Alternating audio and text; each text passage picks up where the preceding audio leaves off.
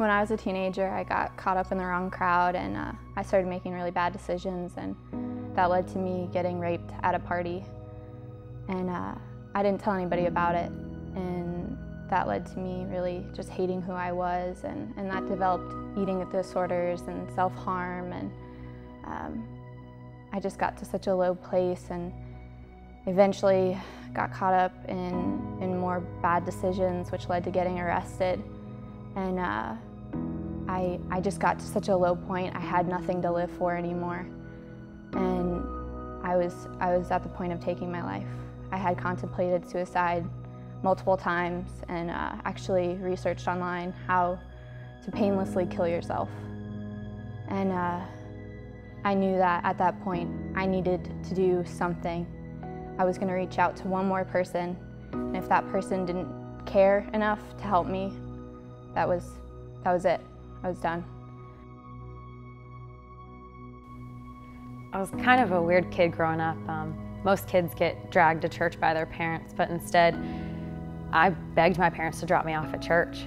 I grew up in the church, I grew up in a Christian school, but there was always something missing. There was always a void that couldn't be filled. And it wasn't until I started attending Coastal and starting to see the DNA of the church and getting involved and starting to serve. And it was a regular Sunday. I was walking around like I normally do, just talking with people and building relationships. And a young woman approached me and she said, "Hey, do you mind if we have coffee? I want to learn about some ways to get involved in Coastal and to get plugged in, because I want to be a part of this church." And that's normal, so I was like, of course. I felt comfortable around her, and I approached her one day at church, and she was very open and willing to meet with me for coffee. And I don't think she realized what an impact she was having on me just by meeting for coffee. And she met with me at Starbucks. We talked about how to get involved and what I could do to be a part of Coastal and not just attend. We had great conversation, and we left away from it just realizing that we were going to be friends for a while. I didn't tell her about anything that was going on in my life, as far as not even wanting to live another day. And I went home in tears and knew that this was it. My life was about to change drastically. And I sat down and wrote her a letter about how just meeting for coffee saved somebody's life. 2 weeks later, I received a letter in the mail, and I read it, and it changed how I view ministry, how I view serving, how I view finding people. Susie, I am writing you this letter to let you know how much I appreciate you. I feel that there is something you need to know. The day that I texted you initially to get involved was actually a cry out for help. The fact that you took the initiative to meet up with me is very important. You do not know this, but I was planning on taking my life that day. You stopped me from doing it unknowingly.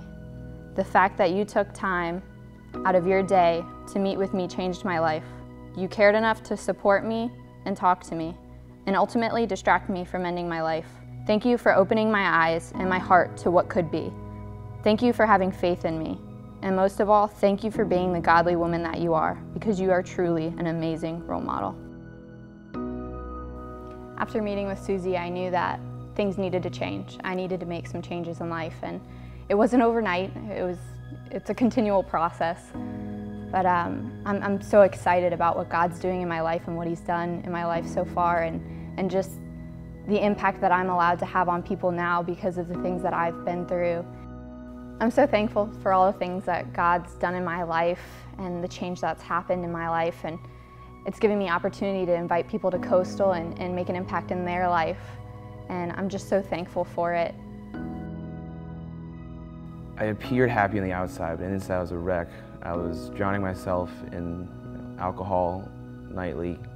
I didn't really know how to stop it or what to do or even where to turn. Even loved ones, I felt ashamed because, ask for help, that's not what a man's supposed to do.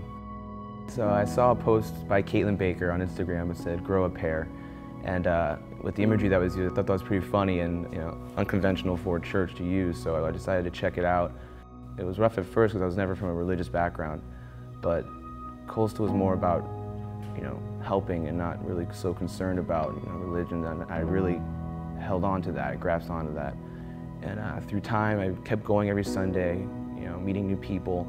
And I finally made a decision in my life, a public declaration to Christ, to get baptized, which is a huge thing because I never grew up in a Christian or religious household at all.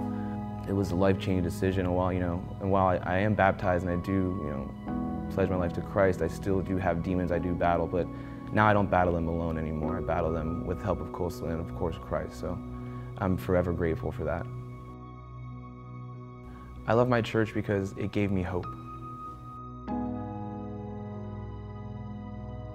I love my church because it's a place where people can belong before they believe.